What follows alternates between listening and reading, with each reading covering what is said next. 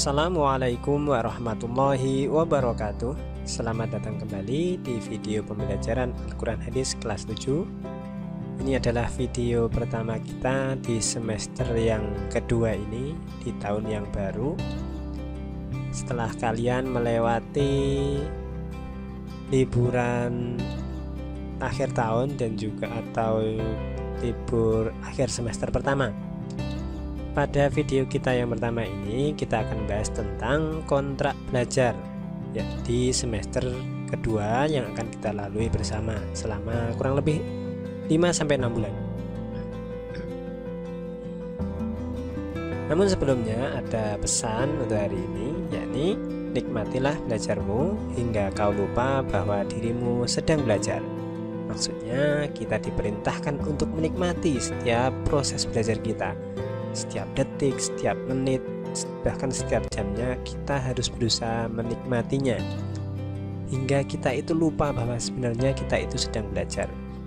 Kenapa? Ketika seseorang sudah mampu menikmati setiap kegiatannya, itu terkadang kita akan lupa waktu, bahkan lupa kita itu sedang melakukan sesuatu yang mungkin dirasa berat.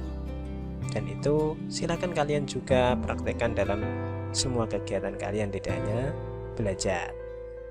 Baik, untuk materi ajar semester kedua ini ada yang pertama, kita akan mempelajari makna surah An-Nisa ayat ke-146 tentang ikhlas. Kemudian memahami makna surat Al-Baqarah ayat 153 tentang sabar, dan memahami makna surat Al-Isra ayat 134 tentang pemaaf. Yang keempat, memahami surat Al-Fajr tentang balasan bagi orang yang tidak beriman. Dan yang terakhir, kita juga akan mempelajari bagaimana hukum tajwid yang ada di dalam masing-masing ayat tersebut. Dari materi-materi ini kita akan bagi dalam beberapa video yang nanti diusahakan akan memudahkan kalian untuk memahami setiap materinya. Oke, tujuan utamanya minimal itu kalian bisa membaca ayat-ayat tersebut dengan benar sesuai dengan hukum tajwid. Kemudian bisa menjelaskan makna yang ada di dalamnya. Jadi kalau ada orang lain bertanya tentang suatu ayat, misalkan tentang An-Nisa, maka kalian bisa menjelaskan, oh ini tentang ikhlas. Ikhlas itu seperti apa menurut ayat itu, bisa kalian jelaskan dengan benar. Nah, dan yang puncaknya adalah kalian bisa mengamalkan, karena setiap ilmu yang didapatkan kalau tanpa diamalkan itu bagian sebuah pohon yang mungkin tidak ada daunnya sama sekali. Dia tumbuh cuma tidak memberikan manfaat apa-apa untuk diri sendiri, apalagi untuk orang lain gitu. Kemudian kriteria ketuntasan minimal, ya mungkin suatu ilmu itu dipelajari untuk diamalkan. Tapi untuk mengetahui bagaimana kita itu sudah menguasai ilmu tersebut atau belum, maka dalam dunia pendidikan akan dikonversikan dalam sebuah nilai, yakni dengan nama kriteria ketuntasan minimal. Untuk kelas 7 ini seperti yang semester lalu adalah 76. Ini sangat mudah sekali kalian dapatkan apabila kalian itu mengikuti setiap proses pembelajarannya. Ini yang pertama akan kita dapatkan dari nilai harian, yang mana nilai harian itu berasal dari ulangan harian atau penilaian harian dan tugas. Nah, terutama di tugas di sini jangan kalian lewatkan, karena di sini itu banyak sekali ilmu yang sebenarnya udah kalian dapatkan. Gitu, dan juga kalian bisa buka apa saja, open book, open internet. Nah, sementara untuk UH tentunya tidak diperkenankan membuka buku. Jadi nilai dari tugas di sini sangat-sangat penting sekali. Kemudian selain NH atau nilai harian juga ada PTS. Ya, biasanya mungkin 2 bulan atau 3 bulan lagi kita akan melaksanakan PTS. Dan yang terakhir adalah PAT. PAT biasanya berasal dari 2 semester. Semester pertama itu sekitar 20% dan semester kedua itu 80%.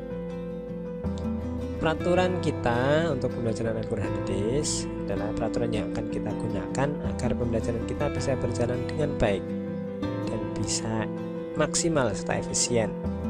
Yang pertama, ikuti semua kegiatan pembelajaran dengan tertib, baik nanti melalui video atau melalui tatap muka. Silahkan diikuti karena keikutsertaan sudah menjadi penilaian tersendiri.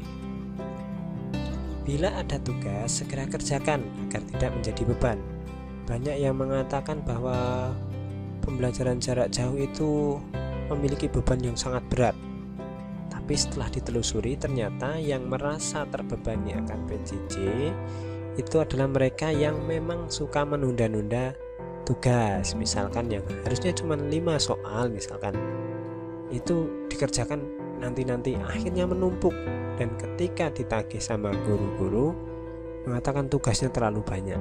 Padahal di teman-teman yang lain yang sudah sejak awal mengikuti dan merasa enteng, itu karena mereka sudah mengerjakan dengan tertib. Nah begitu, jadi janganlah kalian itu menunda-nunda tugas, karena memang beban itu ternyata kita sendiri yang menciptakan, bukan dari luar. Jangan malu untuk bertanya apabila mengalami kesulitan atau kebingungan dalam memahami video. Silahkan japri, boleh. Bisa juga kalian bertanya melalui kolom komentar, yang mana nanti biar teman-teman juga bisa menjawabnya kalau ada yang tahu. Juga melalui forum di Google Classroom. Silahkan nanti kita bisa diskusi di sana. Apabila berhalangan untuk mengikuti kegiatan, silahkan konfirmasi, bisa melalui WhatsApp, bisa melalui surat izin atau apa, silahkan konfirmasi. Jadi tidak membuat Bapak Ibu guru bersuudzon kepada kalian. Nah, untuk berkomunikasi tentunya melalui handphone, ini tentu ada tata caranya, jadi tidak asal kita itu bertanya. Yang pertama, ucapkan salam terlebih dahulu. Nah, ini suatu hal yang sangat penting sekali, yang sangat-sangat dianjurkan. Sebut nama serta kelas asal yang biasanya itu sering dilupakan.